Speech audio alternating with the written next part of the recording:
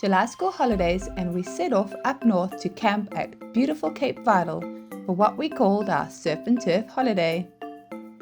Cape Vidal campsite is set within the isiMangaliso Wetland Park, although the campsite itself is run by Ezemvelo, who take the bookings. This diverse park is quite unique, as its grasslands are home to a large number of different species, with 4 of the big 5 game, as well as magnificent beaches and coral reefs. We were very spoilt on the day of our arrival because, along with the usual suspects, we had a single elephant, a hippo, a buffalo, and a rhino come out to welcome us. All was well until the Land Rover decided to break down. This, unfortunately, is not the first time that it has happened to us, and it is exactly why we take my X-Trail when we travel further. Reruns of the last trip up here. No, I don't know what the story is. Gosh, well, I think the fuel's not coming through.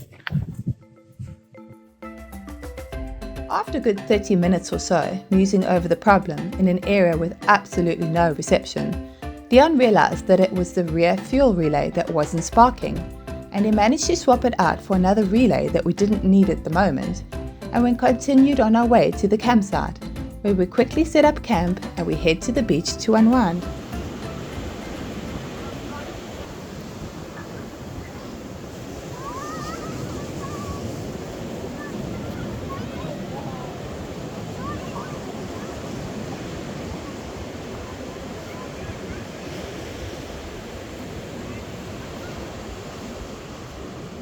Cape Vidal has 50 powered campsites in the forest set behind the dunes.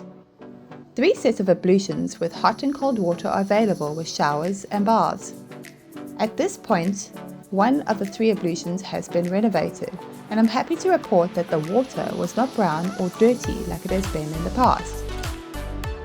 The campsite has lots of shade and natural vegetation. The beach can be accessed from 3 points in the camp. 1 over a really tall dune, only for those feeling fit and strong, 1 over a smaller dune, and 1 a short walk or drive away at the main beach, which is also the entrance to the log cabin section. The camp has a small convenience store with basic items and a fuel bowser. Cell phone reception is virtually non-existent in the camp, although MTN works on the beach. I'm not sure about the other providers.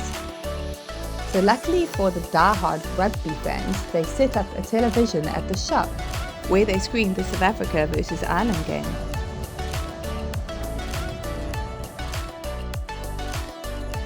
My favourite part of this campsite is the wildlife that roams through the area, including bushbuck, duiker, vervet and samango monkeys, even 1 or 2 albino samangos.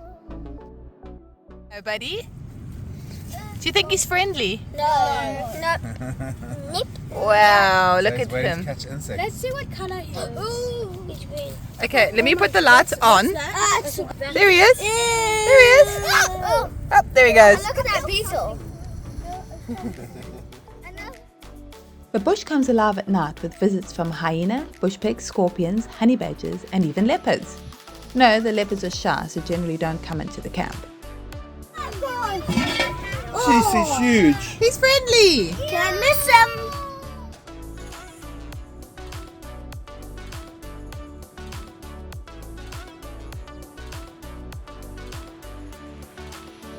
The campsite cautions to not walk around at night, otherwise to ensure that you have a torch and to always pack all food away securely. Even our rubbish bins were raided every night by bush pigs and hyenas, only to leave a mess to clean up in the morning. Some of the campers opt to keep their rubbish locked in their cars for the night so that the staff can take it away the next day.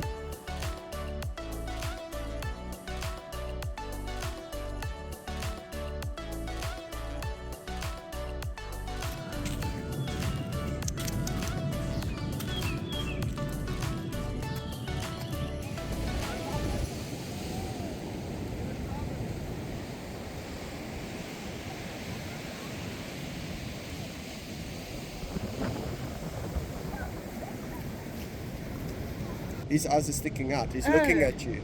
Dad, he's actually very aggressive. Dad, can you eat that? When the sun comes out again, it's time to hit the beach in all of its glory. Cape Vidal Beach is in a protected bay, ideal for swimming, and it offers amazing snorkeling opportunities. It was sadly a little bit too cold and windy for the children to snorkel during winter, so they made the most of it and took to the bodyboards. They also spent a lot of time exploring the rocks.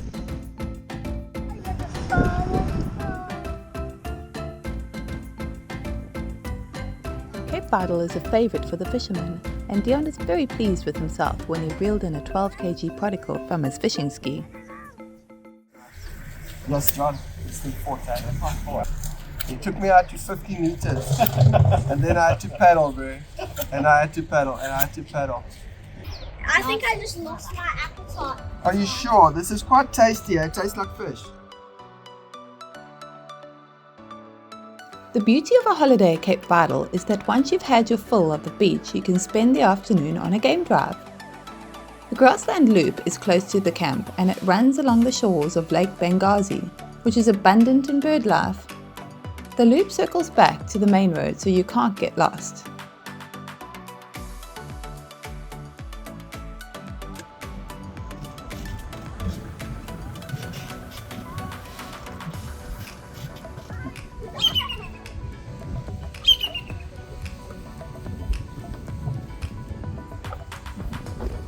It's a proper African sunset, eh? If you feel like stretching your legs, you can climb the stairs to Kwashiorkor Tower on the Dune Loop. Kwashiorkor offers gorgeous views of the ocean and Lake St. Lucia, but be prepared for a bit of a climb to get to the top.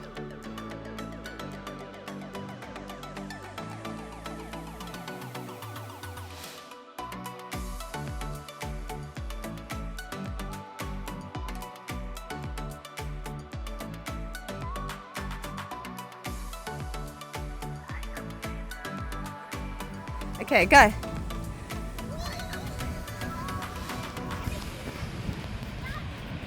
For the kids with their never-ending energy levels, there is the big dune next to the camp, which gives them hours of entertainment, climbing up the steep slope and then running or boarding down the other side.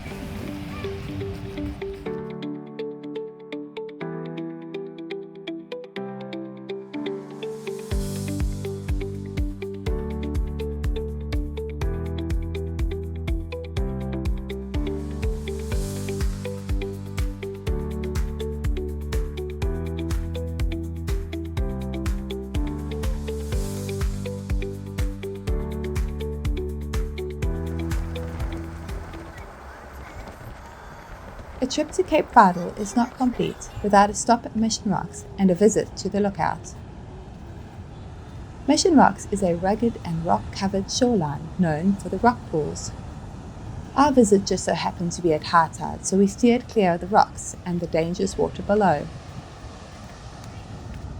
The Mziki Trail is a 350-meter climb up to the lookout, and it includes lots of eroded stairs as the soil has long since washed away in between the steps. But it is well worth the walk as the view of Lake St. Lucia is just gorgeous from the top.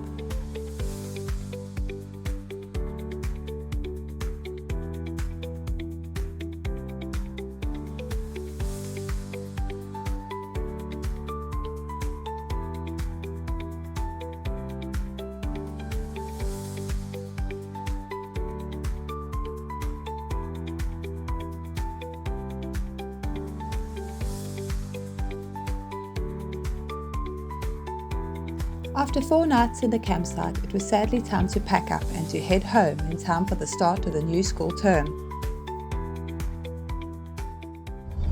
Who didn't like the camp? Not me. Oh, I did. who did like the camp? What did you like the most about the camp? The beach. That was so nice. So the beach. At the dunes? The beach. What about the boarding down the dune? Yeah, that was also very fun. And the friends?